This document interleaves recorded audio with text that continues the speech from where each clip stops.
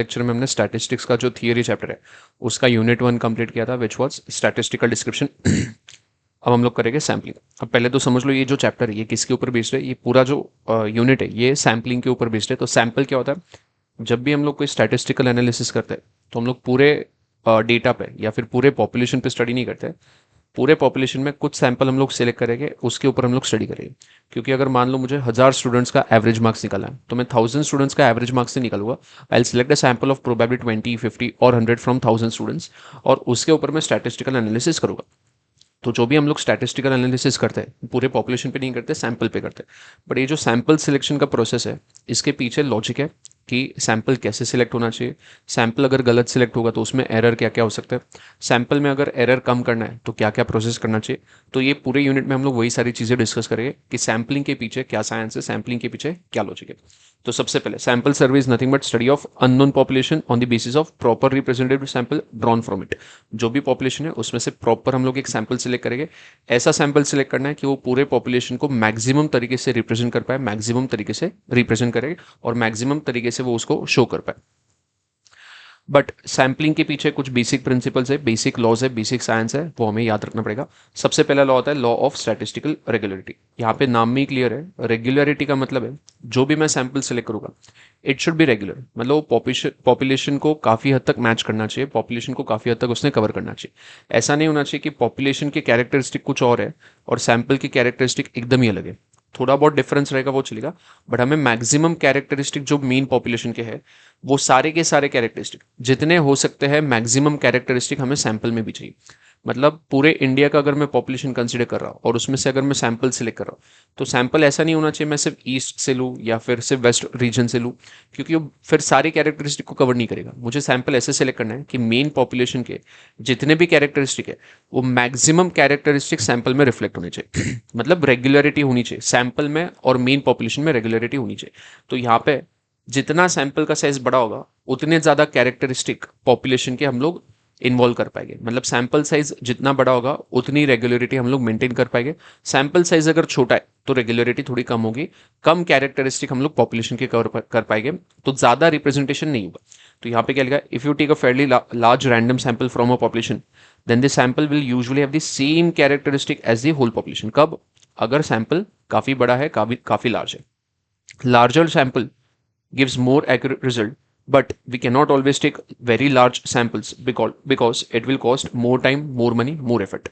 तो sample size अगर बढ़ेगा तो यस डेफिनेटली पॉपुलेशन के कैरेक्टरिस्टिक तो काफ़ी हद तक हम लोग कवर कर लेंगे, मतलब पॉपुलेशन को काफ़ी अच्छे से रिप्रेजेंट कर पाएंगे और रिजल्ट्स भी एक्यूरेट आएंगे।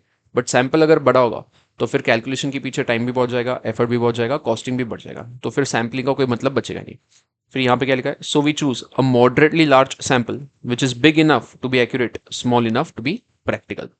मतलब सैंपल बहुत ज़्यादा छोटा भी नहीं होना चाहिए क्योंकि फिर रिजल्ट्स एक्यूरेट नहीं आएंगे, और सैंपल बहुत ज़्यादा बड़ा भी नहीं होना चाहिए, नहीं तो फिर क्या हो जाएगा, कॉस्ट बढ़ जाएगा। तो सैंपल मॉडरेट होना चाहिए which is big enough to be accurate but small enough to be less costly and effective. फिर आगे बोला accuracy of a sample estimate increases as square root of sample size increases. अभी हमने ये तो देख लिया कि जैसे जैसे सैंपल साइज बढ़ेगा वैसे वैसे एक्यूरेसी बढ़ेगा, बस किस प्रोपोर्शन में बढ़ेगा, किस रेट से बढ़ेगा। तो यहाँ पे एक फॉर्मूला है कि सैंपल साइज जैसे इंक्रीज होगा उसके स्क्वायर रूट में आपका एक्यूरेसी बढ़ेगा। मतलब फॉर एग्जाम्पल सैंपल साइज अगर 4 टाइम्स से इंक्रीज हो रहा है, 4 टाइम्स से इंक्रीज हो रहा है, मतलब सैंपल साइज इज 4 टाइम्स, पहले जितना था उसका 4 टाइम्स मैंने सैंपल साइज इंक्रीज कर दिया, तो आपका जो एक्यूरेसी है, आपका जो एक्यूरेसी है वो स्क्वायर रूट ऑफ 4 से बढ़ेगा। स्क्वायर रूट ऑफ 4 कितना होता है 2, मतलब एक्यूरेसी 2 टाइम्स से बढ़ेगा, मतलब एक्यूरेसी डबल हो जाएगा। तो यहाँ पे हमने क्या लिखा है, accuracy of sample estimate increases as square root of sample size increases. तो if a sample is 4 times bigger, sample अगर 4 टाइम्स बढ़ेगा एक्यूरेसी रफली डबल्स। डबल क्यों? क्योंकि स्क्वायर रूट ऑफ 4 कितना होगा, 2 होगा। तो सैंपल अगर 8 टाइम्स बढ़ेगा तो स्क्वायर रूट ऑफ 8 से आपका एक्यूरेसी बढ़ेगा। सैंपल अगर 16 टाइम्स बढ़ेगा तो 16 का स्क्वायर रूट 4, मतलब एक्यूरेसी 4 टाइम्स बढ़ जाएगा। नेक्स्ट आता है प्रिंसिपल ऑफ इनर्शिया। तो पहला जो लॉ था वो हो गया law of statistical regularity. Directly question आ सकता है आपको, ये लॉ के बारे में वो एक्सप्लेन करेंगे और बोलेगी आइडेंटिफाई कौन सा लॉ लग रहा है। तो यहाँ पे टोटल देखो 4 लॉज है, हमें चारों लॉज का लॉजिक याद रखना है कि लॉ के पीछे लॉजिक है, प्रिंसिपल के पीछे लॉजिक है। तो पहला जो प्रिंसिपल था स्टैटिस्टिकल रेगुलेरिटी, एक सिंपल स्टेटमेंट में अगर मैं डिफाइन करूँ, सैंपल का साइज जितना बड़ा होगा वो उतना बेटर पॉपुलेशन को रिप्रेजेंट करेगा, मतलब उसमें उतने ज़्यादा पॉपुलेशन के कैरेक्टरिस्टिक्स हम लोग इन्वॉल्व कर पाएंगे, ओरिजिनल पॉपुलेशन को ज़्यादा से ज़्यादा बेटर हम लोग रिप्रेजेंट कर पाएंगे। दूसरा है प्रिंसिपल ऑफ इनर्शिया। अब ये जो प्रिंसिपल है ये काफी हद तक फर्स्ट प्रिंसिपल जैसे ही, यहाँ पे भी वही लिखा है कि अगर सैंपल साइज बड़ा होगा तो रिजल्ट्स भी एक्यूरेट होंगे। मतलब ये फर्स्ट प्रिंसिपल का ही इफेक्टिव रिजल्ट है, फर्स्ट प्रिंसिपल का ही एक एंड रिजल्ट है कि सैंपल साइज अगर बड़ा है तो आपका एक्यूरेसी भी बढ़ जाएगा। फर्स्ट इसमें क्या लिखा है कि सैंपल साइज अगर बड़ा है तो वो पॉपुलेशन को अच्छे से रिप्रेजेंट करेगा। वहां पे एक्यूरेसी की कम बात की, वहां पे सिर्फ रिप्रेजेंटेशन की बात की। यहाँ पे एक्चुअल में उन्होंने एक्यूरेसी की बात की कि सैंपल साइज जितना बढ़ेगा एक्यूरेसी भी उतना बढ़ेगा। This is principle of inertia. तो यहाँ पे क्या लिखा है, the results derived from a larger samples are more likely to be accurate, reliable and precise if other factors are constant. This is a direct result of first law. तो पहले दोनों law काफी सिमिलर है, but याद क्या रखना है, first वाले लॉ में, लॉ ऑफ स्टैटिस्टिकल रेगुलेरिटी में हम लोग कैरेक्टरिस्टिक की बात करें कि सैंपल में ज्यादातर कैरेक्टरिस्टिक पॉपुलेशन की चाहिए तो सैंपल साइज बड़ा होना चाहिए। सेकंड वाले लॉ में हम लोग एक्यूरेसी की बात करें कि अगर मुझे एक्यूरेट रिजल्ट चाहिए तो मुझे सैंपल साइज बढ़ाना पड़ेगा, क्योंकि जैसे जैसे सैंपल साइज बढ़ेगा वैसे वैसे एक्यूरेसी बढ़ेगा। तीसरा आता है प्रिंसिपल ऑफ ऑप्टिमाइजेशन। ये बात करता है कॉस्ट के बारे में। जैसे हमने फर्स्ट इसमें देखा था कि सैंपल साइज अगर बहुत बड़ा होगा तो कॉस्ट भी बढ़ जाएगा, तो हमें कॉस्ट को ऑप्टिमाइज करना है। कॉस्ट को ऑप्टिमाइज करना है तो इसमें दो केसेस हो सकते हैं। अब यहाँ पे देखो उन्होंने क्या लिखा है, we should get most accurate results while spending least amount of money. कम से कम पैसा खर्चा करो और ज्यादा से ज्यादा एक्यूरेट रिजल्ट्स लेके आने। The principle ensures optimum level of efficiency at minimum cost और maximum efficiency at given level of cost.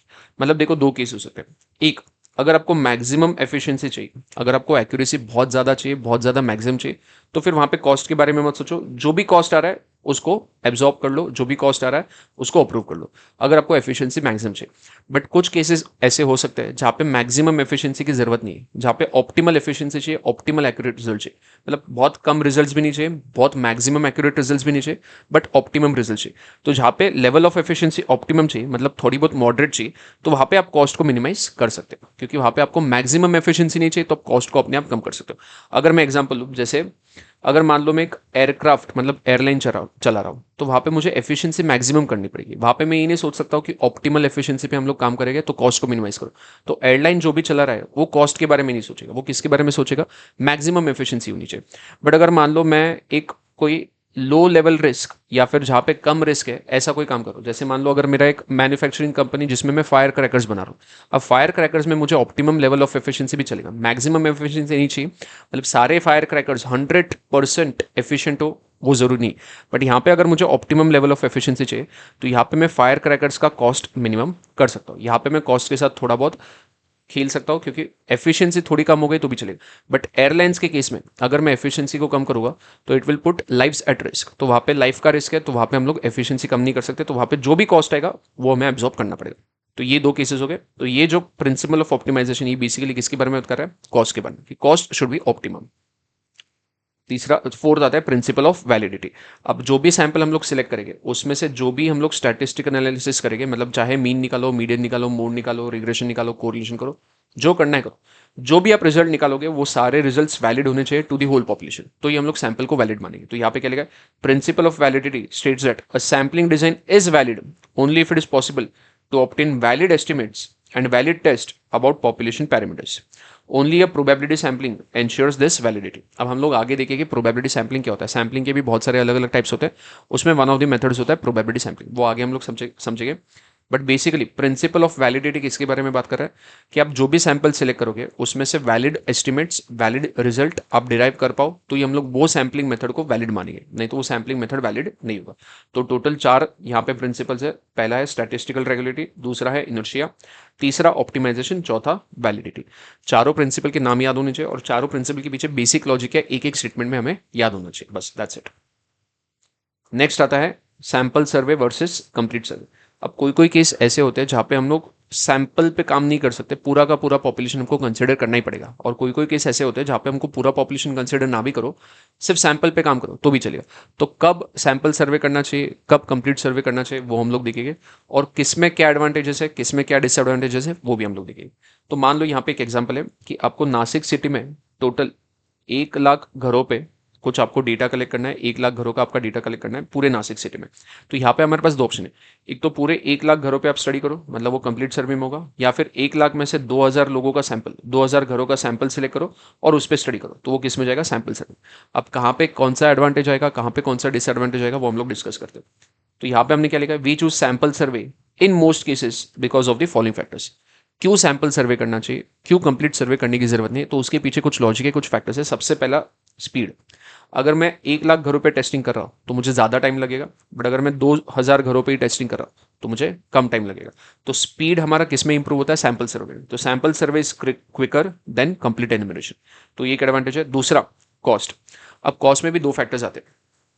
Sample survey में आप कोई भी अगर, मतलब इलिटरेट पर्सन को अगर सैंपल सर्वे करने बोलोगे तो वहाँ पे सर्वे गलत हो सकता है, क्योंकि जब आपको सैंपल सर्वे करना है तो पहले आपको सैंपल सही से सिलेक्ट करना पड़ेगा।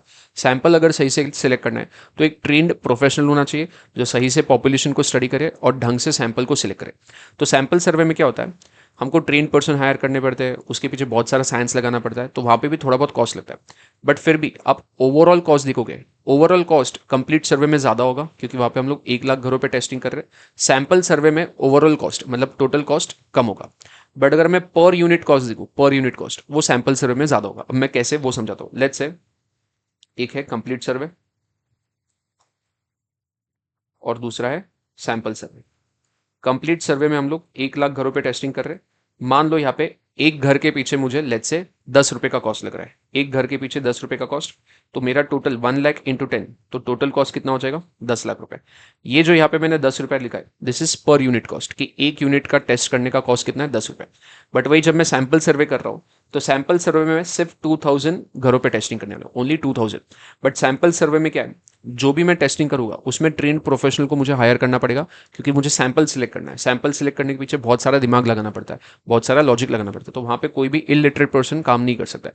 यहाँ पे ट्रेंड प्रोफेशनल लगेगा, तो वो प्रोफेशनल हर घर का टेस्टिंग करने के लिए प्रोबेबली 10 रुपए नहीं ज़्यादा लेगा। लेट्स से उसने अज्यूम कर लो कि 40 रुपीज़ चार्ज की, तो वो यहाँ पे कितने चार्ज कर रहा है, 40 रुपीज़।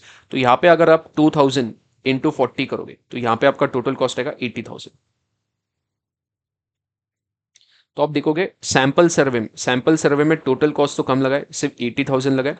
वही कंप्लीट सर्वे में टोटल कॉस्ट कितना लगा है, 10 लाख। तो टोटल कॉस्ट कहाँ पे ज़्यादा है, कंप्लीट सर्वे में। बट अगर आप पर यूनिट कॉस्ट देखोगे, सैंपल सर्वे में पर यूनिट कॉस्ट 40 रुपया है, वही कंप्लीट सर्वे में पर यूनिट कॉस्ट 10 रुपया है।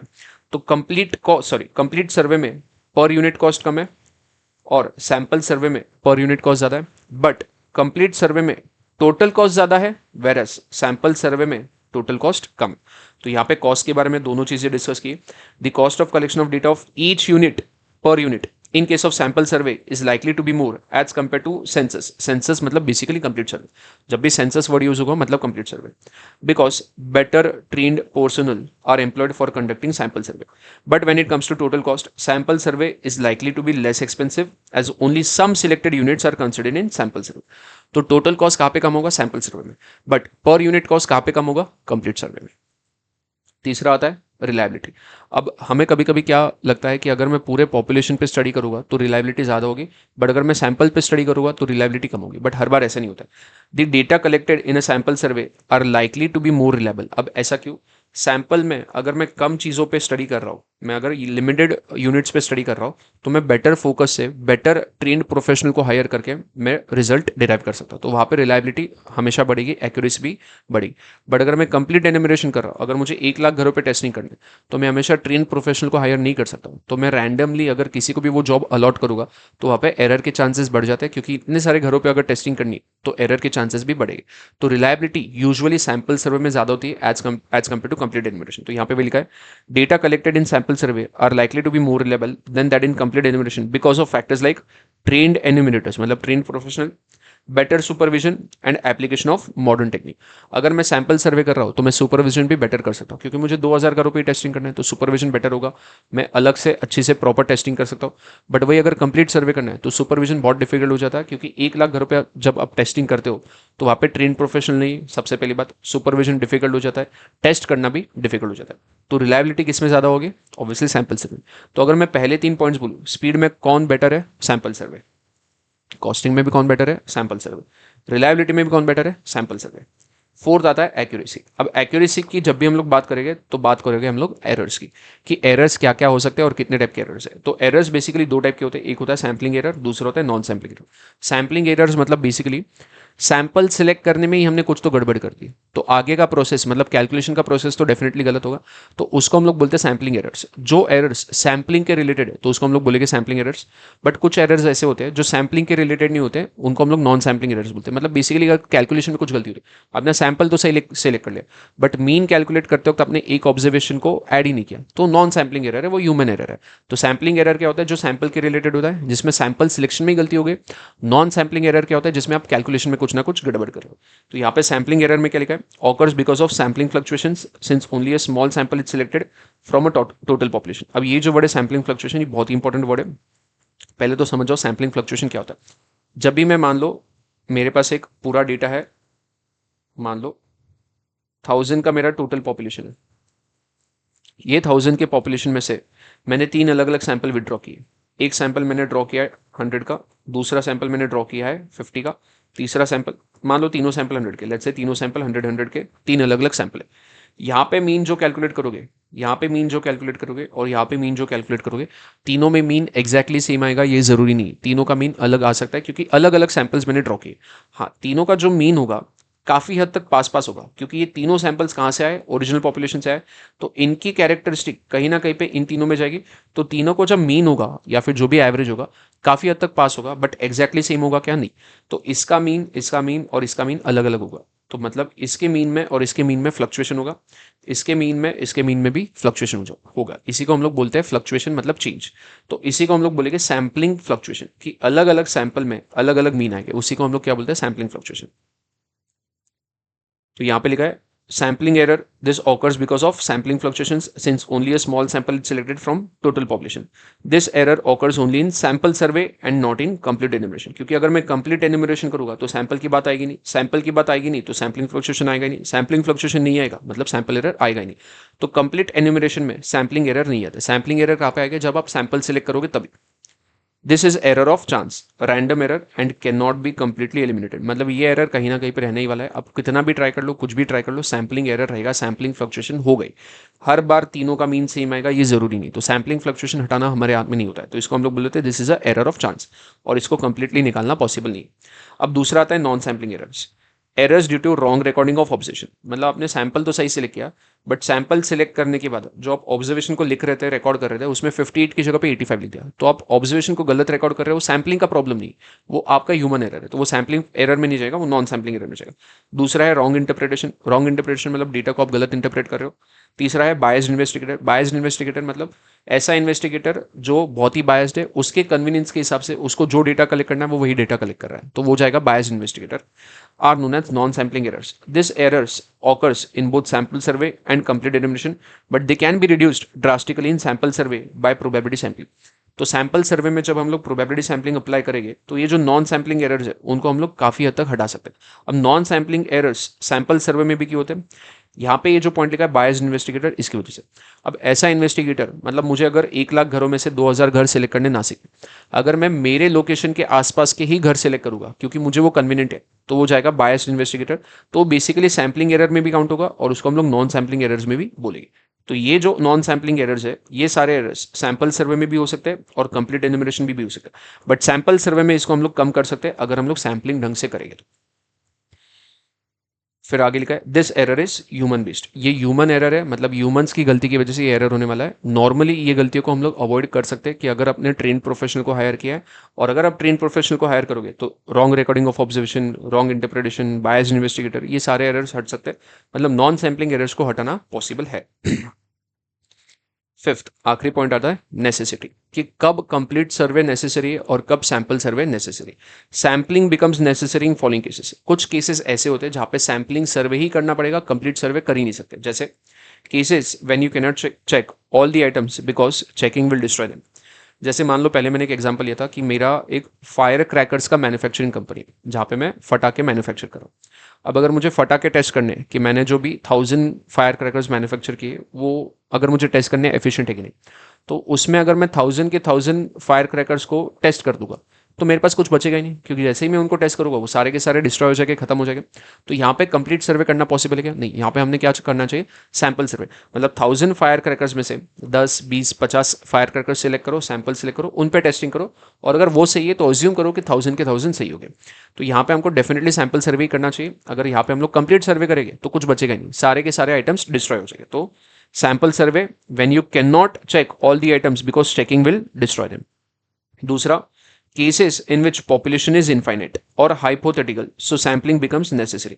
अगर आपका टोटल पॉपुलेशन इनफाइनाइट है तो वहां पे आप कंप्लीट सर्वे कर ही नहीं सकते, क्योंकि आपका कंप्लीट पॉपुलेशन इनफाइनाइट पॉपुलेशन है, वो चलते जा रहा है चलते जा रहा है। तो वहां पे आपको सैंपल सिलेक्ट करके सैंपल सर्वे करना पड़ेगा। जैसे यहाँ पे अगर मैं एक एग्जांपल लूँ, अगर मैं एक डाइस को रोल करते जाऊँ इनफाइनाइट नंबर ऑफ टाइम्स, तो वहां पे इनफाइनाइट नंबर ऑफ पॉसिबिलिटीज बनेंगे, तो मेरा जो कंप्लीट पॉपुलेशन है वो बहुत ज्यादा बड़ा हो जाएगा, इनफाइनाइट हो जाएगा। तो वहां पे हम लोग सैंपल सर्वे ही सिलेक्ट करेंगे। अब ये दो केस ऐसे हैं जहाँ पे हमको सैंपल सर्वे करना पड़ेगा, हमारे पास दूसरा ऑप्शन नहीं। पहला केस जहाँ पे डिस्ट्रक्शन ऑफ आइटम होता है, दूसरा केस जहाँ पे पॉपुलेशन बहुत ही ज़्यादा बड़ा है, इनफाइनेट है, तो वहाँ पे हम लोग सैंपल सर्वे करेंगे। बट एक केस ऐसा भी हो सकता है जहाँ पे सैंपल सर्वे करना अलाउड ही नहीं, हमको कंपलसरी कंप्लीट सर्वे करना पड़ेगा, मतलब उल्टा केस। तो यहाँ पे however in some cases we go for complete enumeration and not sampling, such as cases when detailed information is needed about each item और when population is small। अब ये जो पॉइंट है, detail information is needed about each item, जैसे मैंने वो airlines का example लिया था कि एयरलाइंस या फिर जो भी आप एयरप्लेन देखोगे, टेक ऑफ करने के पहले उसके पीछे कुछ ना कुछ एक प्रोसेस होता है, प्रोसीजर होता है कि ये सारे टेस्ट हो गए, वो सारे टेस्ट अगर पास होते तो ही हम लोग एयरक्राफ्ट को टेक ऑफ करवाएंगे, नहीं तो फ्लाइट कैंसिल करवा देते हैं। अब उसमें मैं सैंपल सर्वे नहीं कर सकता कि अगर मेरे पास 10 टेस्ट है, 10 में से 4 टेस्ट कर दो, 6 टेस्ट मत करो, तो वहां पे हम लोग सैंपल सर्वे नहीं कर सकते। अगर मेरे पास 10 टेस्ट है तो मुझे सारे के सारे प्रोसीजर अप्लाई करने पड़ेंगे, सारे प्रोसीजर फॉलो करने पड़ेंगे, 10 के 10 टेस्ट परफॉर्म करने पड़ेंगे, तभी मैं बोल सकता हूँ कि aircraft is okay to fly, तो ये हम लोग फ्लाइट्स को आगे बढ़ा सकते हैं। तो यहाँ पे जब भी आपको डिटेल इन्फॉर्मेशन चाहिए अबाउट ईच आइटम, तो वहां पे हम लोग कंप्लीट सर्वे करेंगे, नॉट सैंपल सर्वे।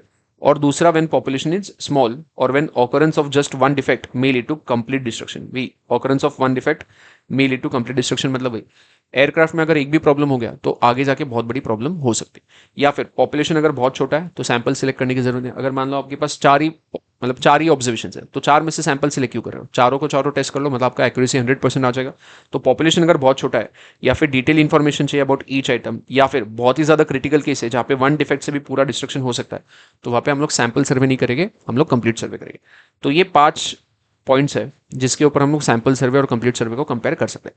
अब इसको याद रखने के लिए आप एक शॉर्ट फॉर्म बना सकते हो, which is scan R. S मतलब स्पीड, सी मतलब बेसिकली कॉस्ट, ए मतलब एक्यूरेसी, एन मतलब नेसेसिटी, आर मतलब रिलायबिलिटी। अगर स्पीड की बात करोगे, स्पीड में कौन बेटर था, सैंपल सर्वे। कॉस्ट की बात करोगे तो उसमें टोटल कॉस्ट की बात करोगे तो सैंपल सर्वे बेटर है। पर यूनिट कॉस्ट की बात करोगे तो कंप्लीट सर्वे बेटर है। अगर मैं एक्यूरेसी की बात करूं तो एक्यूरेसी में किसकी बेटर होगी, सैंपल सर्वे की एक्यूरेसी। सॉरी, एक्यूरेसी में बेसिकली 2 एरर्स हमने डिस्कस किए थे, sampling error, non sampling error. Sampling error को अवॉइड करना पॉसिबल नहीं, नॉन सैम्पलिंग एरर को हम लोग अवॉइड कर सकते हैं। तीसरा, फोर्थ पॉइंट आता है नेसेसिटी। कुछ केसेस में सैम्पलिंग सर्वे नेसेसरी, कुछ केसेस में कंप्लीट सर्वे नेसेसरी, ऑप्शन ही नहीं। और फाइनली आर मतलब रिलायबिलिटी। तो रिलायबिलिटी कहाँ पे ज्यादा होगी, सैंपल सर्वे में। क्यों? क्योंकि सैंपल सर्वे में हम लोग ट्रेन लोगों को हायर करेंगे, तो अपने आप रिलायबिलिटी बढ़ जाएगी। अब इसके बाद अगला पॉइंट आता है factors which will contribute to sampling errors. हमने ये तो देख लिया कि सैम्पलिंग एरर्स होते क्या है, कि सैंपल सिलेक्शन में कुछ तो गड़बड़ हो गई इसलिए सैम्पलिंग एरर आ गया। अब किस चीज़ों की वजह से सैम्पलिंग एरर्स हो सकते हैं, तो उसके पीछे जो फैक्टर्स है वो एक बार डिस्कस कर लेते हैं। सबसे पहले, errors arising due to defective sampling design, मतलब आपका सैम्पलिंग का मेथड ही गलत है। जो भी आपने सैम्पलिंग मेथड अप्लाई किया है वो मेथड ही गलत है। तो यहाँ पे इफ अ नॉन प्रोबेबिलिस्टिक, ये क्या होता है हम लोग आगे देखेंगे, प्रोबेबिलिस्टिक सैम्पलिंग होता है, नॉन प्रोबेबिलिस्टिक सैम्पलिंग होता है। If a non probabilistic sampling is followed, the bias or prejudice of the sampler affects the sampling technique, thereby resulting in some kind of error। मतलब वही एग्जांपल, अगर मुझे 1 लाख में से 2000 घर सेलेक्ट करने, अगर मैं मेरे लोकेशन के आसपास के ही घर सेलेक्ट करूंगा तो मैं पूरा स्टडी नहीं कर पाऊंगा। अगर मुझे पूरे नासिक का स्टडी करना है तो मैंने 10 घर ये पार्ट्स से लेने चाहिए, 10 घर नासिक के वो पार्ट से लेने चाहिए, मतलब सिडको से एक पार्ट लो, त्र्यंबक साइड से एक पार्ट लो, यहाँ से एक पार्ट लो, वहां से एक पार्ट लो, सिटी पूरा कवर होना चाहिए। तो 2000 घर ऐसे सिलेक्ट करने की पूरा पूरा पेरीफेरी कवर होना चाहिए। बट अगर मुझे मेरा कन्वीनियंस देखना है कि मेरे घर के आसपास जो सैंपल्स है मैं उनको ही सिलेक्ट करूँगा, तो बेसिकली वो नॉन प्रोबेबिलिस्टिक सैम्पलिंग में जाएगा और वहां पे आपका डिफेक्टिव सैम्पलिंग डिजाइन का एरर आ सकता है। दूसरा आता है errors arising due to substitution. मतलब मैंने एक कोई सैंपल सिलेक्ट किया है जिसमें 10 ऑब्जर्वेशन है, बट उसमें का एक ऑब्जर्वेशन या फिर एक यूनिट ऐसा है जिसको मैं स्टडी कर ही नहीं पा रहा हूँ, मतलब एक ऐसा घर है जहाँ पे मैं स्टडी कर ही नहीं पा रहा हूँ क्योंकि वहाँ पे अभी लोग रह नहीं रहे हैं, वो लोग 10 दिन बाद आने वाले, 15 दिन बाद आने वाले, तो मैं क्या करूँगा, उस घर को निकाल के दूसरा घर सब्स्टिट्यूट करूँगा। तो ये एरर ऑफ सब्स्टिट्यूशन हो सकता है। मतलब वापस तुम तुम्हारे कन्वीनियंस के हिसाब से एक डेटा पॉइंट को सब्स्टिट्यूट कर रहे हो दूसरे डेटा पॉइंट से, क्योंकि दूसरा वाला डेटा पॉइंट ईजी था स्टडी करने के लिए और पहला वाला डेटा पॉइंट डिफिकल्ट था स्टडी करने के लिए, तो वहाँ पे भी आपका एरर आ सकता है, मतलब आप ढंग से सैंपल नहीं बना रहे। A very common practice among the enumerators, enumerators मतलब जो लोग सर्वे करते हैं, is to replace a sampling unit by a suitable मतलब convenient easy unit in accordance with their convenience when difficulty arises in getting information from the originally selected unit। Originally जो select किया था हमने यूनिट, उसमें difficulty आ रही है तो नया यूनिट लो, तो गलत बात है, तो वहां पे भी एरर आपका आ सकता है ड्यू टू सब्स्टिट्यूशन। तीसरा आता है errors owing to faulty demarcation of units. Demarcation मतलब बेसिकली ऐसे समझो बाउंड्रीज मार्क करना। बाउंड्रीज मार्क करना मतलब आपके पास जो भी पॉपुलेशन है उसमें अलग अलग सेक्टर्स हो गए, अलग अलग बाउंड्रीज हो गए, उनमें से अपने अगर बाउंड्रीज ठीक से सेट नहीं किए तो सैंपल गलत होगा। जैसे फॉर एग्जांपल अगर मुझे सीए फाउंडेशन मी 26 के स्टूडेंट्स पे स्टडी करना है और मान लो मेरे क्लास में 3 बैचेस है, एक बैच का नाम है अर्जुना, दूसरे का नाम है कृष्णा। मुझे सैंपल सिलेक्ट करना है, ऐसा सैंपल सिलेक्ट करना है कि अर्जुना और कृष्णा दोनों में से equal number of students select होने चाहिए। बट अगर मेरे पास प्रॉपर लिस्ट ही नहीं है कि कौन से स्टूडेंट अर्जुना में है, कौन से स्टूडेंट कृष्णा में है, तो मेरे लिए बहुत डिफिकल्ट हो जाएगा कि सैंपल ढंग से सिलेक्ट करना। अगर मेरे पास प्रॉपर बाइफर्केशन नहीं है, अगर मैंने प्रॉपर बाउंड्रीज सेट नहीं की कौन स्टूडेंट अर्जुना में है कौन कृष्णा में है, तो हो सकता है कि कृष्णा में से ज्यादा स्टूडेंट सिलेक्ट हो गए, अर्जुना में से कम हो गए, या फिर वाइस वर्सा उल्टा भी हो सकता है। तो प्रॉपर डिमार्केशन ऑफ यूनिट्स मतलब क्या होता है, जो भी आपके पास पूरा पॉपुलेशन है ना, उसके जो भी ढंग से यूनिट्स आपने बनाए उनकी बाउंड्री सेट होनी चाहिए। तो ये एक एग्जांपल हो गया। इसका दूसरा एग्जांपल है, एक और ले सकते हो, मान लो आपके पास बहुत बड़ा लैंड है, उसमें अलग अलग फार्मर्स के अलग अलग प्लॉट्स है। अब मुझे इनमें से अगर मान लो 2 प्लॉट्स पे स्टडी करना है, बट अगर इनके बाउंड्री से ढंग से सेट नहीं, अगर उन्होंने बाउंड्री से ढंग से नहीं बनाया, फेंसिंग ही ढंग से नहीं की कि किसका प्लॉट कहाँ पे खत्म हो रहा है, किसका प्लॉट कहाँ पे शुरू हो रहा है, तो मेरे लिए 2 प्लॉट सिलेक्ट करना बहुत डिफिकल्ट हो जाएगा क्योंकि यहाँ पे बाउंड्री सेट नहीं है, डिमार्केशन ठीक से नहीं किया। तो ये होता है तुम्हारा demarcation of units. This error happens when the boundaries और definition of sampling units are unclear और incorrect. Example, in an agricultural survey it may be unclear where one farm ends and the next begins. मतलब ये जो हमने example लिया है वो वाला। फोर्थ आता है errors owing to wrong choice of statistic. अब तुमने सैंपल तो ये एक्चुअल में ये वाला जो एरर है ये सैम्पलिंग एरर में नहीं आना चाहिए, ये नॉन सैम्पलिंग में आना चाहिए, बट मॉड्यूल में उन्होंने इसको सैम्पलिंग एरर में लिया है तो हम लोग इसको सैम्पलिंग एरर में याद रखें। Basically wrong choice of statistic मतलब क्या, आपने डेटा तो ढंग से बना लिया, सैंपल सेलेक्ट कर लिया, मोड कैलकुलेट करना था आपने मीन कैलकुलेट कर लिया, या फिर मीन कैलकुलेट करना था आपने मीडियन कैलकुलेट कर दिया, तो स्टैटिस्टिक आपने गलत सेलेक्ट किया। स्टैटिस्टिक मतलब मीन मीडियन मोड जो भी आपका स्टैटिस्टिक है वो आपने गलत सेलेक्ट किया। वो अगर गलत सेलेक्ट करोगे तो वापस आपके जो भी रिजल्ट्स आएंगे वो गलत आएंगे। तो यहाँ पे क्या लिखा है, this error happens when the wrong measure is used to estimate the population. Example, using mean when median should be used, especially when data has extreme values. अगर डेटा में एक्सट्रीम वैल्यूज है, बहुत ज्यादा एक्सट्रीम वैल्यूज है, बहुत ज्यादा बड़े values है, बहुत ज्यादा छोटे वैल्यूज है, तो लॉजिकली हमने मीडियन को सिलेक्ट करना चाहिए क्योंकि median is least affected by extreme. Mean को सिलेक्ट नहीं करना चाहिए। वैसे एक मॉड्यूल में एक एग्जांपल था जहां पे अगर मैं मान लो एक मेरी मैन्युफैक्चरिंग कंपनी जहां पे मैं शूज मैन्युफैक्चर कर रहा हूँ, 8 नंबर का शूज भी मैन्युफैक्चर किया, 9B 10B 11B। अगले साल जब मुझे एक ही साइज मैन्युफैक्चर करना है तो मैं 8 9 10 11 सबका अगर एवरेज ले लूंगा तो एवरेज आएगा 9.5। और अगर मैं 9.5 साइज का शूज बनाऊंगा वो तो किसी को फिट नहीं होगा, 9 वाले को भी नहीं, 10 वाले को भी। तो यहाँ पे मीन करना चाहिए क्या, नहीं, यहाँ पे हमने क्या करना चाहिए, मोड सिलेक्ट करना चाहिए कि कौन सा शूज सबसे ज्यादा सेल आउट हुआ है, मतलब किसका फ्रीक्वेंसी सबसे ज्यादा था, उसी को अगले साल मैन्युफैक्चर करो। तो वहां पे हमने क्या सिलेक्ट करना चाहिए, मोड। तो कहीं पे मीन होगा, कहीं पे मीडियन होगा, कहीं पे मोड होगा। तो स्टैटिस्टिक जो भी है वो सही से सिलेक्ट करना। अगर वो सही से सिलेक्ट नहीं करोगे तो वहां पे भी आपका एरर आ सकता है। वापस ये एरर सैम्पलिंग की वजह से है नहीं, तो ये हमारा जो हेडिंग है factors contributing to sampling errors, तो ये वाला जो एरर है this will not contribute to sampling, ये सैम्पलिंग के रिलेटेड है ही नहीं, बट उन्होंने मॉडल में इसको सैम्पलिंग में लिया है, हम लोग उसमें ही लेंगे। फाइनली ये आता है वेरिएबिलिटी इन पॉपुलेशन। आपका जो मेन पॉपुलेशन है उसमें बहुत ज्यादा वेरिएबिलिटी है, मतलब एकदम ही अलग अलग सेक्टर्स है, एकदम ही अलग अलग ऑब्जर्वेशन है। जैसे फॉर एग्जांपल अगर मुझे पूरे इंडिया का इनकम कैलकुलेट करना है, पूरे इंडिया का एवरेज इनकम कैलकुलेट करना है। अब इंडिया में बहुत तरह के लोग लेते हैं, मतलब upper middle class, rich, lower middle class, average, poor, बहुत सारे अलग अलग कैटेगरीज है। तो आपका जो मेन पॉपुलेशन है उसमें बहुत ज़्यादा वेरिएबिलिटी है, बहुत ज़्यादा वैरिएंस है, बहुत ज़्यादा स्टैंडर्ड डिवीजन है। तो अगर मेन पॉपुलेशन में इतनी ज़्यादा वैरायबिलिटी है, मतलब इतना ज़्यादा आप देख सकते हो कि इतना ज़्यादा स्प्रेड है, तो वहाँ पे जब भी आप लोग सैंपल सिलेक्ट करोगे तो देर आर हाई चांसेस कि आपका सैंपल गलत होगा, क्योंकि हो सकता है इतनी वेरिएबिलिटी में अपर मिडिल क्लास के लोगों को ज़्यादा सिलेक्ट कर लिया, पुअर लोगों को कम सिलेक्ट कर लिया, तो वापस आपका जो एवरेज इनकम है वो ढंग से नहीं बनेगा, अच्छे से नहीं आएगा। तो यहाँ पे जब ओरिजिनल पॉपुलेशन में बहुत ज़्यादा वेरिएबिलिटी है तो सैम्पलिंग का एरर हो सकता है। तो this is again one of the factor जिसकी वजह से सैम्पलिंग एरर हो सकता है। तो यहाँ पे क्या लिखा है, the population itself is too mixed और टू डिफरेंट, और इसकी वजह से सैम्पलिंग एरर हो सकता है। तो यहाँ पे एग्जाम्पल में वही दिया उन्होंने कि incomes vary widely from very low to very high when the differences among population units are too large. A sample survey may not represent the population properly, leading to sampling errors. तो वही point यहाँ पे describe किया हुआ। और इसको avoid करने के लिए आगे हम लोग कुछ मेथड्स पढ़ेंगे, which is stratified sampling, multi stage sampling. कि अगर मान लो इंडिया में बहुत सारे अलग अलग टाइप के लोग हैं, अगर मुझे सैंपल सेलेक्ट करना है तो उसमें भी कुछ मेथड में अप्लाई कर सकता हूँ ताकि ये जो वेरिएबिलिटी का प्रॉब्लम है ये हट जाए। तो वो आगे हम लोग देखेंगे क्या क्या मेथड्स आते हैं। अब कुछ इंपॉर्टेंट टर्म्स है रिलेटेड सैम्पलिंग। ये सिंपल पॉइंट है, पॉपुलेशन मतलब पूरा डेटा। अब पॉपुलेशन में भी दो टाइप के पॉपुलेशन होते हैं। पॉपुलेशन में भी एग्जिस्टेंट और हाइपोथेटिकल। एग्जिस्टेंट मतलब अगर मैं बोलूँ number of students in school in a class, basically class में जो भी स्टूडेंट्स है वो मेरा पॉपुलेशन, तो वो एग्जिस्ट कर रहे हैं, वो 400-500 लोग जो भी वो एग्जिस्ट कर रहे हैं। बट हाइपोथेटिकल पॉपुलेशन क्या होगा, ऐसा पॉपुलेशन जो एक्चुअल में एग्जिस्ट नहीं करता है। जैसे मैंने एक एग्जांपल लिया था, अगर मैं डाइस को इनफाइनाइट टाइम्स रोल करूंगा तो जो भी पॉपुलेशन बनेगा वो हाइपोथेटिकल है। मैं प्रैक्टिकली इनफाइनाइट टाइम्स डाइस को रोल नहीं कर सकता, तो वो हाइपोथेटिकल पॉपुलेशन। तो पॉपुलेशन दो टाइप के होते हैं, एक रियल लाइफ में जो एग्जिस्ट करता है, दूसरा जो हाइपोथेटिकल होता है जो हम लोग थियरी के लिए करते हैं बस। सैम्पलिंग फ्लक्चुएशन पहले ही मैंने समझा दिया कि आप कोई भी सैंपल में से, कोई भी पॉपुलेशन में से 3 अलग अलग सैंपल निकालोगे तो पहले सैंपल का मीन, दूसरे सैंपल का मीन और तीसरे सैंपल का मीन अलग अलग आएगा, मैच नहीं होगा, तो उसको हम लोग बोलते हैं सैम्पलिंग फ्लक्चुएशन।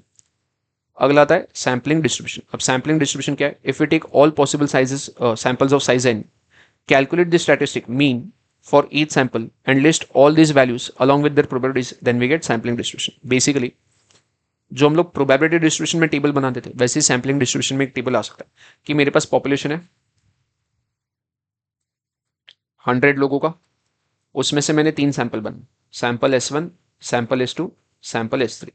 S1 में मान लो 30 स्टूडेंट्स है, S2 में मान लो 20 स्टूडेंट्स है और S3 में मान लो 40 स्टूडेंट्स है। तो ऐसे मैंने 3 अलग अलग सैंपल बनाए। अब यहाँ पे काउंट मत करते बैठो 30 और 20, 50, 50 और 40, 90, टोटल तो 100 था, जरूरी नहीं। तो यहाँ पे मैंने 30 लोगों को सिलेक्ट किया, यहाँ पे 20, यहाँ पे 40 लोगों को सिलेक्ट मैंने किया और इन तीनों का मैंने मीन कैलकुलेट कर लिया। मान लो इसका मीन आया 4, इसका मीन आया 7 और इसका मीन आया 6। तो ये जो मैंने यहाँ पे डिस्ट्रीब्यूशन बनाया कि अलग अलग सैंपल का मैंने अलग अलग मीन लिख दिया है और इसके बाद मैं प्रोबेबिलिटी भी लिखूंगा कि इस सैंपल की सिलेक्ट होने की प्रोबेबिलिटी क्या है, इस सैंपल की सिलेक्ट होने की प्रोबेबिलिटी क्या है, इस सैंपल की सिलेक्ट होने की प्रोबेबिलिटी क्या है। जब मैं प्रोबेबिलिटी भी यहाँ पे लिख दूंगा तो बन जाएगा पूरा डिस्ट्रीब्यूशन। इसी को हम लोग बोलते हैं सैम्पलिंग डिस्ट्रीब्यूशन। अगला आता है expectation. This tells us the average value of the sample statistics over all possible samples. अब जब मैं ये अलग अलग सैंपल्स बनाऊंगा और इसके सामने प्रोबेबिलिटीज लिख दूंगा, मान लो पहले सैंपल का प्रोबेबिलिटी ले लो 0.3, दूसरे का प्रोबेबिलिटी लो 0.2 और तीसरे का प्रोबेबिलिटी लो 0.5। जब मैं ये मीन को और ये प्रोबेबिलिटी को मल्टीप्लाई करो, mean into probability, mean into probability, तो मुझे एक एवरेज मिलेगा, एक एक्सपेक्टेड वैल्यू मिलेगा। ये हमने प्रोबेबिलिटी डिस्ट्रीब्यूशन में भी किया हुआ है। तो ये जो एक्सपेक्टेड वैल्यू मिलेगा ये मेरा होगा, इसको हम लोग बोलते हैं basically expectation of the sample. Expectation of the sample कि इतना एक्सपेक्टेड है कि ये एवरेज आ सकता है, बट एक्चुअल में जो ओरिजिनल पॉपुलेशन होगा उसका जो एक्चुअल एवरेज होगा वो कुछ ना कुछ और होगा। तो हमारे एक्सपेक्टेड वैल्यू में और ओरिजिनल सैंपल के वैल्यू में, ओरिजिनल पॉपुलेशन के वैल्यू में जो भी डिफरेंस होगा उसको हम लोग बोलेंगे एरर। तो अगला जो आता है वो होता है स्टैंडर्ड एरर। तो स्टैंडर्ड एरर बेसिकली क्या होता है, it measures how much this statistic, मतलब मीन मीडियन जो भी आपने निकाला है, varies from sample to sample और it shows how much a sample statistics varies as compare to population statistic. आपने सैंपल का जो भी मीन निकाला है और पॉपुलेशन का जो एक्चुअल मीन था उनके बीच में जो भी एरर होगा उसको हम लोग क्या बोलेंगे, स्टैंडर्ड एरर। ये जो स्टैंडर्ड एरर है इसके भी 2 टाइप्स होते हैं और इसके अलग अलग कैलकुलेशन होते हैं। तो आगे हम लोग वो समझेंगे कि स्टैंडर्ड एरर कौन से टाइप्स के हैं और उनका कैलकुलेशन क्या क्या होता है। Formula for standard error of mean, एक होता है स्टैंडर्ड एरर ऑफ मीन। तो जो भी आपने एवरेज या फिर जो भी आपने मीन कैलकुलेट किया, मतलब आप सैंपल का जो भी मीन कैलकुलेट करोगे और पॉपुलेशन का जो एवरेज मीन होगा उन दोनों में कुछ ना कुछ डिफरेंस होगा। तो कितना डिफरेंस हो सकता है, कितना परसेंटेज वेरिएशन हो सकता है, वो अगर हमें कैलकुलेट करना है तो हम लोग पहले से एक स्टैंडर्ड एरर कैलकुलेट कर सकते हैं कि मीन में, स्टैंडर्ड एरर ऑफ मीन मतलब मीन में कितना डिफरेंस हो सकता है। तो इसमें 2 केस होते हैं, when sampling is with replacement और दूसरा केस होता है when sampling is without replacement.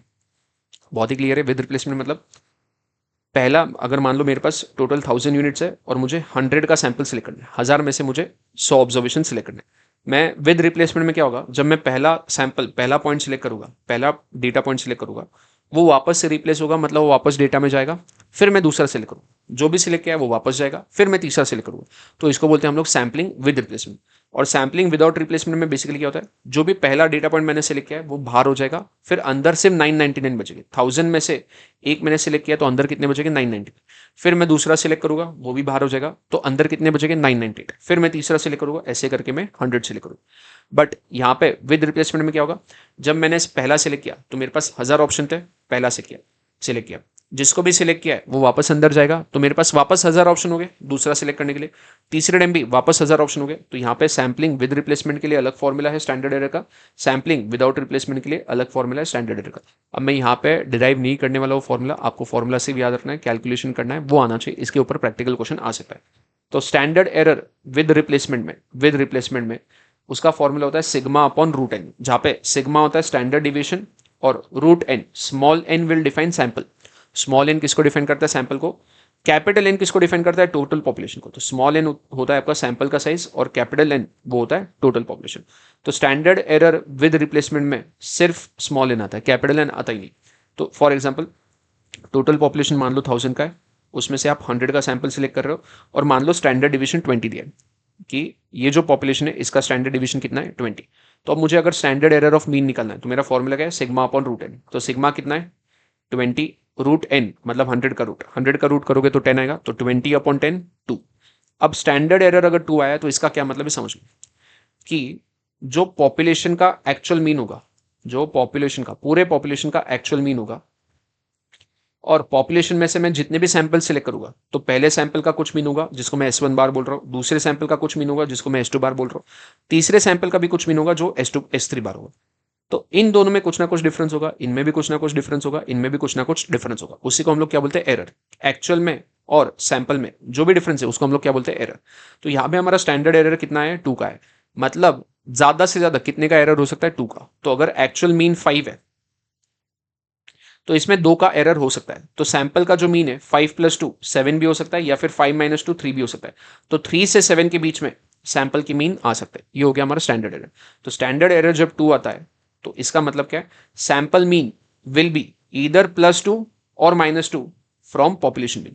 तो एक्चुअल में जो मीन था उसके कंपैरिजन में आपका सैंपल का मीन या तो 2 ज्यादा आ सकता है या फिर 2 कम आ सकता है। उसी को हम लोग बोलते हैं स्टैंडर्ड एरर।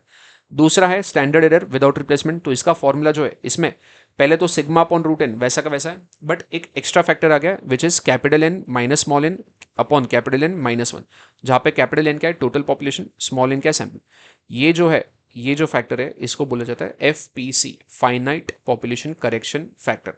MCQ में पूछ सकते हैं कि ये जो फैक्टर है इसका नाम बताओ, या फिर वो पूछ सकते हैं कि FPC का फॉर्मूला बताओ। तो ये जो इतना पार्ट है इसको हम लोग क्या बोलेंगे, FPC। वापस एग्जांपल लेते हैं, मान लो टोटल पॉपुलेशन 1000 है, सैंपल साइज 100 है, स्टैंडर्ड डिवीजन 20। सेम मैंने वही एग्जांपल लिया है, वापस यही सारा डेटा लिया है, बट इस बार जो मैं सैंपल सिलेक्ट कर रहा हूँ वो विदाउट रिप्लेसमेंट कर रहा हूँ। तो यहाँ पे अगर मुझे स्टैंडर्ड एरर निकालना है तो फॉर्मूला क्या है, सिग्मा अपॉन रूट एन। तो 20 अपॉन रूट 100 और ब्रैकेट में n - n, मतलब 1000 - 100 और n-1, तो 1000 - 1। इसका कैलकुलेशन करोगे तो यहाँ पे स्टैंडर्ड एरर आपका आएगा 1.9। तो वापस स्टैंडर्ड एरर अगर 1.9 है, मतलब this means sample mean will be +-1.9 from population mean. अब एक चीज का ध्यान देना, विदाउट रिप्लेसमेंट में standard error will always be less than standard error of with replacement. क्योंकि जब मैं विदाउट रिप्लेसमेंट कर रहा हूं तो मैं अपने एरर के चांसेस धीरे धीरे धीरे कम कर रहा हूं, बट जब विद रिप्लेसमेंट कर रहा हूं, प्रॉब्लम क्या हो रहा है, मैंने एक यूनिट को सिलेक्ट किया, वो यूनिट अगर वापस अंदर जा रहा है, विद रिप्लेसमेंट हो रहा है, तो उस यूनिट का वापस सिलेक्ट होने का चांस बढ़ जाता है। मतलब हो सकता है मेरे सैंपल में एक यूनिट बार बार रिपीट हो रहा है, तो वहां पे एरर के चांसेस बढ़ जाएंगे, क्योंकि मैं पूरे पॉपुलेशन को कवर नहीं कर पाऊंगा। बट जब मैं विदाउट रिप्लेसमेंट करता हूं तो उसमें हर एक यूनिट अलग अलग होगा, सैंपल का हर एक यूनिट अलग होगा, क्योंकि रिप्लेसमेंट किया ही नहीं। तो जिसको मैंने सिलेक्ट किया वो बाहर हो गया, तो दूसरा वाला यूनिट पहले वाले से मैच नहीं करेगा, तो वहां पे मैं पॉपुलेशन को ढंग से रिप्रेजेंट कर पाऊंगा, तो एरर के चांसेस कम होंगे। तो स्टैंडर्ड एरर विद रिप्लेसमेंट में ज्यादा होगा और विदाउट रिप्लेसमेंट स्टैंडर्ड एरर कम होगा। तो इस पे भी थियोरी क्वेश्चन पूछ सकते हैं कि दोनों में से, विद रिप्लेसमेंट और विदाउट रिप्लेसमेंट, दोनों में से स्टैंडर्ड एरर कहां पे ज्यादा होता है। तो विद रिप्लेसमेंट में स्टैंडर्ड एरर ज्यादा होता है। और आगे एक और पॉइंट हम लोग करेंगे, जहां पे भी तुम देखोगे स्टैंडर्ड एरर का जो फॉर्मूला है उसमें नीचे हमने क्या लिखा है, एन मतलब सैंपल साइज। अगर सैंपल साइज बढ़ेगा, अगर सैंपल साइज बढ़ेगा मतलब डिनोमिनेटर बढ़ेगा, डिनोमिनेटर बढ़ेगा तो ये पूरा वैल्यू कम होगा, मतलब स्टैंडर्ड एरर कम होगा। तो अगर मुझे एरर को कम करना है तो सैंपल साइज बढ़ाना चाहिए, which is principle of inertia. कि जैसे जैसे सैंपल साइज बढ़ेगा एक्यूरेसी बढ़ेगा, एरर कम होगा। सैंपल साइज अगर कम होगा तो एरर बढ़ेगा। ये जो रिलेशन है ये आगे हम लोग यूज करेंगे, वो आगे आगे में समझोगा कि कहाँ पे ये यूज होने वाला है। अब दूसरा आता है, देखो यहाँ पे लिख दिया, ये जो एक्स्ट्रा फैक्टर है इसको हम लोग बोलते हैं finite population correction factor. Value of FPC tends to 1 when n is very small compare to n। अगर तुम्हारा सैंपल बहुत ही ज्यादा छोटा है और पॉपुलेशन बहुत ही ज्यादा बड़ा है तो ये जो फैक्टर है this will almost be equal to 1। तो ये भी याद रख सकते हो कि इसका वैल्यू 1 हो सकता है, कब होगा, अगर n का वैल्यू, सैंपल का वैल्यू बहुत ही छोटा है और पॉपुलेशन बहुत ही ज्यादा बड़ा है। दूसरा आता है स्टैंडर्ड एरर ऑफ प्रोपोर्शन। अब स्टैंडर्ड एरर ऑफ मीन तो हो गया, उसमें तुमको समझ में आ गया कि पॉपुलेशन के मीन में और सैंपल के मीन में कुछ ना कुछ फर्क हो सकता है। अब ये प्रोपोर्शन क्या होता है, कि स्टैंडर्ड एरर ऑफ प्रोपोर्शन क्या होता है, इसको एक एग्जांपल से समझते हैं। मान लो आपके क्लास में टोटल 100 स्टूडेंट्स है, 100 में से 60 स्टूडेंट्स को मैथ्स पसंद है, 40 स्टूडेंट्स को मैथ्स पसंद नहीं। तो यहाँ पे अगर मैं प्रोपोर्शन की बात करूँ, कितने प्रोपोर्शन लोगों को मैथ्स पसंद है, 60/100 मतलब 0.6, मतलब बेसिकली 60% प्रोपोर्शन लोगों को मैथ्स पसंद है। कितने लोगों को मैथ्स पसंद नहीं, 40/100 मतलब 0.4, मतलब 40% लोगों को मैथ्स पसंद नहीं। ये एक्चुअल प्रोपोर्शन है। अब अगर मैं 100 में से 20 लोगों का सैंपल सिलेक्ट करता हूँ, 100 में से 20 लोगों का सैंपल सिलेक्ट करता हूँ, लॉजिकली 60% लोगों को मैथ्स पसंद आना चाहिए, 20 का 60% 12 लोगों को मैथ्स पसंद होना चाहिए, और 40% लोगों को मैथ्स पसंद नहीं होना चाहिए। तो 20 का 40% 8 लोगों को मैथ्स पसंद नहीं होना चाहिए। बट क्या नेसेसरी जो 20 लोग मैं सिलेक्ट करूंगा उसमें 12 लोगों को मैथ्स पसंद होगा और 8 लोगों को पसंद नहीं होगा? नहीं। मैंने 100 में से जो 20 लोग सैंपल से लिखे उसमें कुछ भी हो सकता है। 20 में से हो सकता है 15 लोगों को मैथ्स पसंद है, 5 लोगों को मैथ्स पसंद नहीं। तो यहाँ का जो प्रोपोर्शन है, ओरिजिनल जो प्रोपोर्शन था, कितने लोगों को पसंद है कितने लोगों को पसंद नहीं, क्या वही प्रोपोर्शन सैंपल में आएगा? ये जरूरी है क्या? नहीं। सैंपल में जो प्रोपोर्शन होगा वो कुछ और हो सकता है, क्योंकि हमने सैंपल से लेके पूरा पॉपुलेशन नहीं लिया। तो इसी को हम लोग बोलते हैं स्टैंडर्ड एरर ऑफ प्रोपोर्शन, कि प्रोपोर्शन में भी कुछ ना कुछ एरर हो सकता है। अब इसका फॉर्मूला क्या है, इसमें भी दो केस, विदाउट रिप्लेसमेंट और विद रिप्लेसमेंट। विद रिप्लेसमेंट में फॉर्मूला क्या है, √p/n, जिसमें p आपका होगा कितने लोगों को प्रोपोर्शन में, कितने लोग प्रोपोर्शन में फिट हो रहे, कितने लोगों को पसंद है, तो q क्या होगा, कितने लोगों को पसंद है। ध्यान देना p और q दोनों का टोटल 1 होगा। ये बेसिकली थियोरेटिकल डिस्ट्रीब्यूशन में जो हम लोग करते थे ना, probability of success, probability of failure, वैसा ही कंसेप्ट है। p मतलब कितने लोगों को पसंद है, q मतलब कितने लोगों को पसंद नहीं। तो p अगर 0.6 है तो नेचुरली q कितना होगा, 0.4, और वापस n मतलब आपका सैंपल साइज। तो वापस सेम यहाँ पे कैलकुलेशन करते हैं। टोटल 100 लोग थे, p 0.6 है, q 0.4 है, 100 में से मैं 20 लोगों का सैंपल सिलेक्ट कर रहा हूँ। अब यहाँ पे एरर का फॉर्मूला क्या होगा, p into Q upon n। तो एरर कितना आ रहा है, 0.1095। इसका मतलब क्या है, एक्चुअल में 0.6 शुड बी प्रोपोर्शन जिनको मैथ्स पसंद होना चाहिए, बट इसमें एरर कितना होगा, 0.1095। तो हो सकता है कि प्लस 0.1095 हो जाए या फिर माइनस 0.1095 हो जाए। मतलब 0.6 प्लस 0.1095 करूँ तो 0.7095, और अगर मैं 0.6 माइनस 0.1095 करूँ तो दिस विल बी 0.4905। तो जो भी मैं सैंपल सिलेक्ट करूंगा उसमें जरूरी नहीं कि 0.6 लोगों को ही मैथ्स पसंद होगा। 0.7095 से 0.4905 इनके बीच में कुछ भी प्रोपोर्शन मेरा आ सकता है कि जिनको मैथ्स पसंद है। तो ये मैंने यहाँ पे क्या कैलकुलेट किया है, एरर। तो ये एरर प्लस भी हो सकता है, ये एरर माइनस भी हो सकता है। तो वहां से क्या बनेगा, रेंज बनेगा। जैसे ऊपर हमने बोला था, अगर स्टैंडर्ड एरर ऑफ मीन 2 है, मतलब मीन पॉपुलेशन का जो मीन है उससे 2 ज्यादा हो सकता है, 2 कम भी हो सकता है, वैसे यहाँ पे प्लस भी हो सकता है माइनस भी हो सकता है। तो ये हो गया आपका स्टैंडर्ड एरर ऑफ प्रोपोर्शन। इसमें विदाउट रिप्लेसमेंट में वापस ओरिजिनल जो पार्ट है फॉर्मूला का और वही रहेगा, और आगे एक्स्ट्रा लगेगा एफपीसी। तो वापस सेम एग्जांपल, 100 का टोटल पॉपुलेशन है, p 0.6 q 0.4, 20 का सैंपल है। तो फॉर्मूला अप्लाई करो तो p into Q upon small n, और यहाँ पे एफपीसी। इसको कैलकुलेट करोगे तो यहाँ पे स्टैंडर्ड एरर आएगा 0.098। वापस अगर देखोगे विदाउट रिप्लेसमेंट में स्टैंडर्ड एरर कम आया है as compare to with replacement. तो स्टैंडर्ड एरर हमेशा विदाउट रिप्लेसमेंट में कम होगा, विद रिप्लेसमेंट में ज्यादा होगा। ये दोनों कैलकुलेशन, दोनों फॉर्मूले याद रखने हैं, इनमें से कुछ भी वो पूछ सकते हैं। वैल्यूज डायरेक्टली दे देंगे, आपको सिर्फ फॉर्मूला अप्लाई करना है। सिर्फ चेक करना है विदाउट रिप्लेसमेंट है या विद रिप्लेसमेंट है, और चेक करना है उन्होंने स्टैंडर्ड एरर ऑफ प्रोपोर्शन पूछा है कि स्टैंडर्ड एरर ऑफ मीन पूछा है।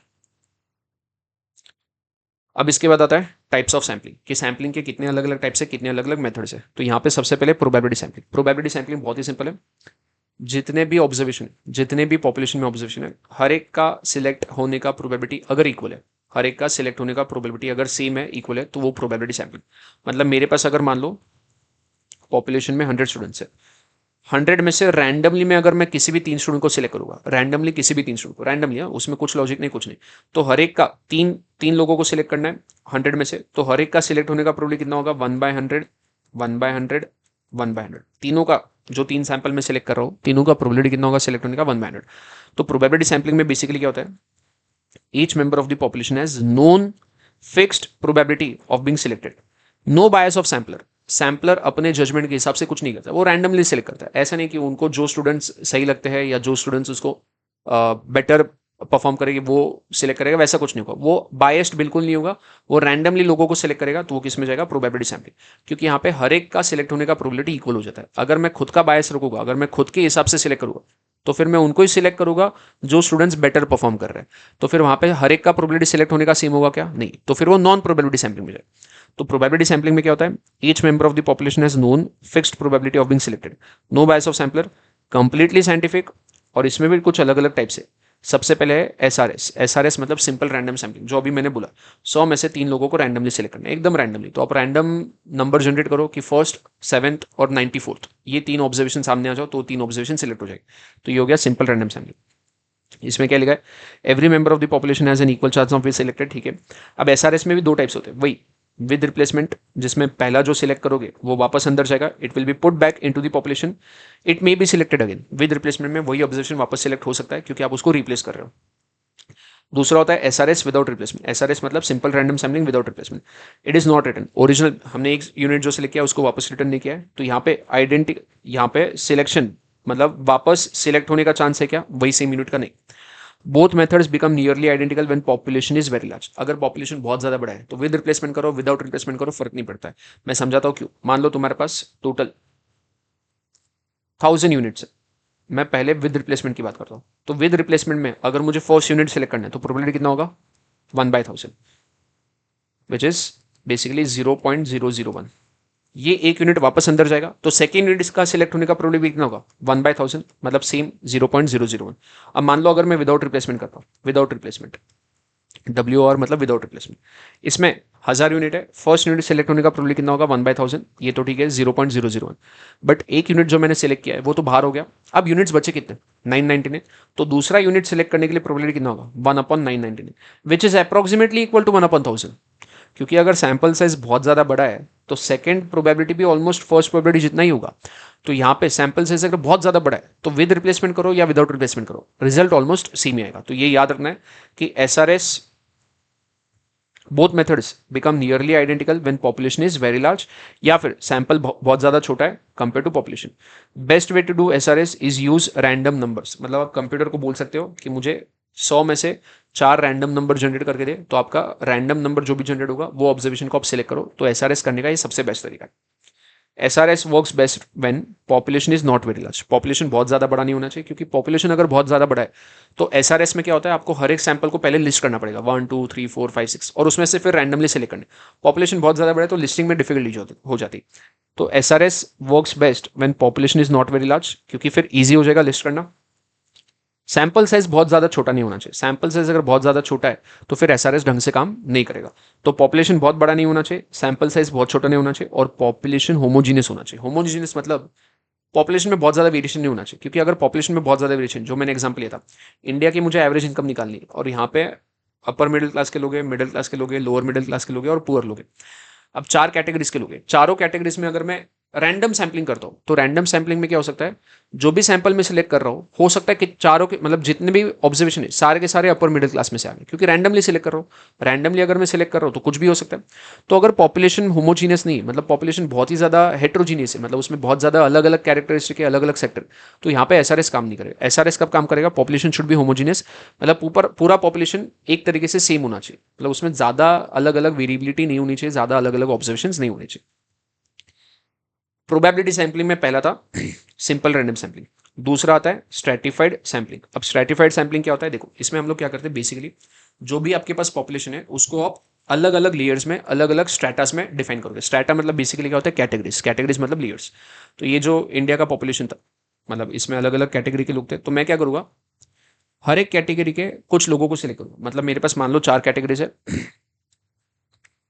Upper class, middle class, lower middle class and poor, ये 4 कैटेगरीज है, इनमें से मुझे सैंपल सिलेक्ट करने। अगर मैं रैंडम सैंपलिंग करूंगा तो प्रॉब्लम क्या होगा, हो सकता है रैंडम सैंपलिंग में सारे सैंपल्स अपर क्लास से आए, हो सकता है सारे सैंपल्स पुअर में से आए, तो वो गलत हो जाएगा।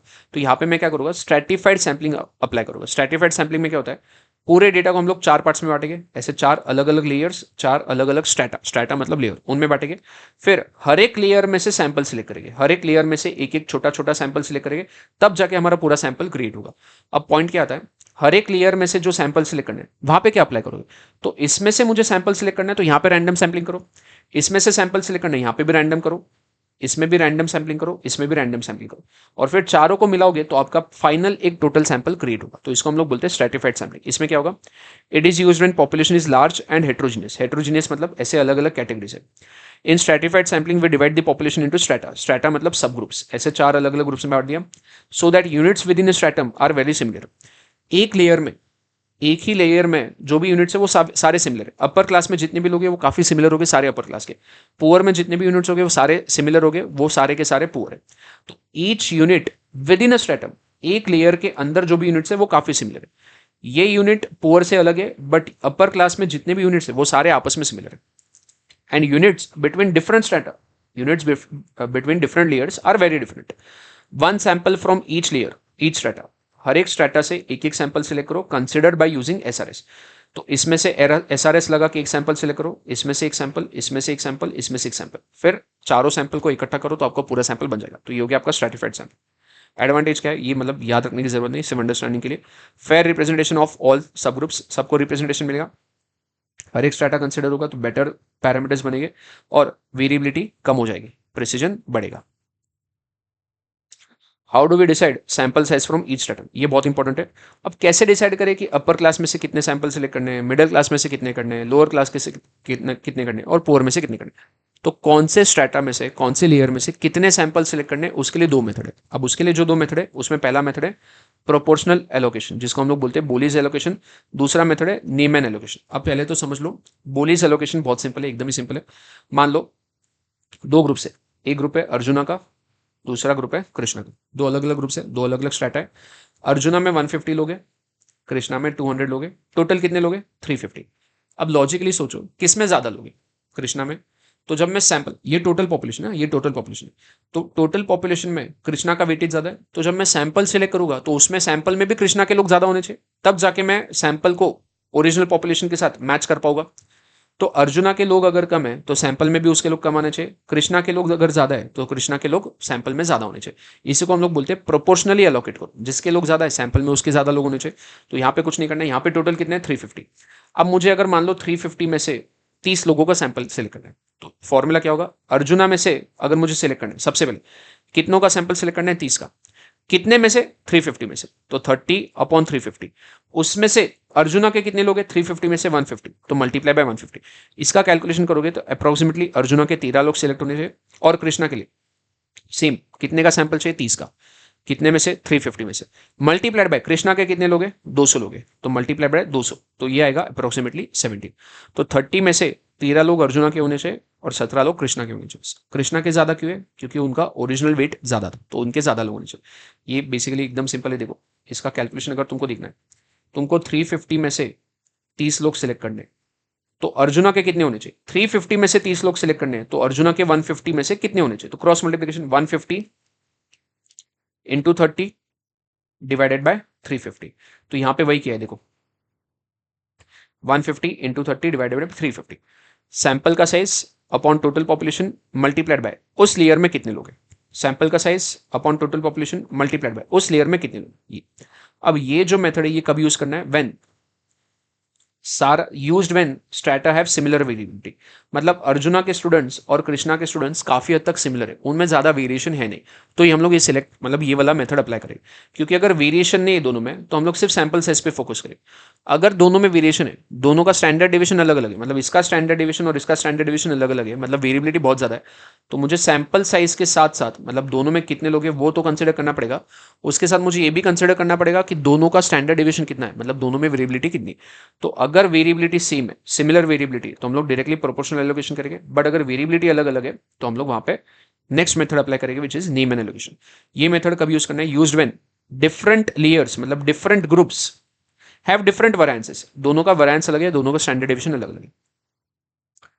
अब लॉजिकली वापस सोचो, जिसका स्टैंडर्ड डिविएशन ज्यादा है, जिसका स्टैंडर्ड डिविएशन ज्यादा है, मुझे उसमें से सैंपल ज्यादा सिलेक्ट करना चाहिए। अब इसका लॉजिक मैं तुमको समझाता हूँ क्यों।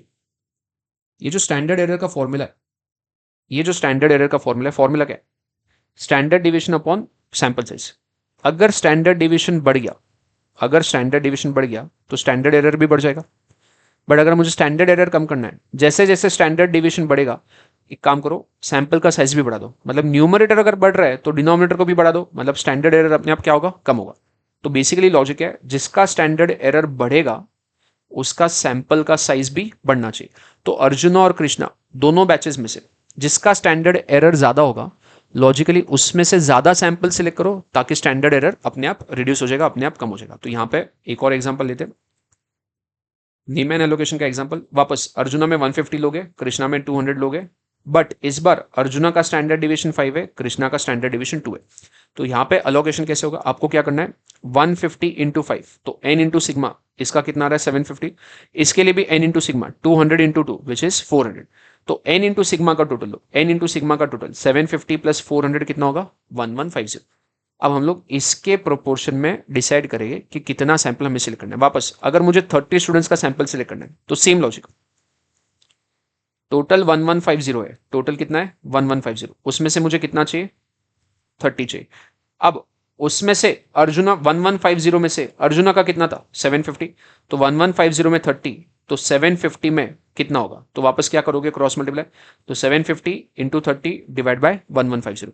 तो अर्जुना के लिए कैलकुलेशन क्या होगा? 30 अपॉन 1150 इंटू 750। बस यहाँ पे चेंज क्या है? सिर्फ सैंपल साइज पे डिपेंड कर रहा है क्या? नहीं, सैंपल साइज के साथ स्टैंडर्ड डिविएशन भी कंसिडर करना पड़ेगा। तो n इंटू सिग्मा इसका लो, n इंटू सिग्मा इसका लो, टोटल n इंटू सिग्मा निकालो, तो ये आ गया 1150। तो 30 का सैंपल चाहिए, divided by total n into sigma कितना था? 1150। उसमें से अर्जुना का कितना था? 750। तो ये आएगा अप्रोक्सीमेटली 20। वैसे ही कृष्णा के लिए करोगे तो ये आएगा अप्रोक्सीमेटली 10। तो 30 में से 20 अर्जुना के है, 10 कृष्णा के। अगर तुम देखो कि किसको ज्यादा वेटेज मिल रहा है? अर्जुना को। किसको कम वेटेज मिल रहा है? कृष्णा को। इवन दो कृष्णा के स्टूडेंट्स ज्यादा थे, फिर भी सैंपल में अर्जुना का वेटेज ज्यादा है। क्यों? क्योंकि अर्जुना का स्टैंडर्ड डिविएशन ज्यादा है।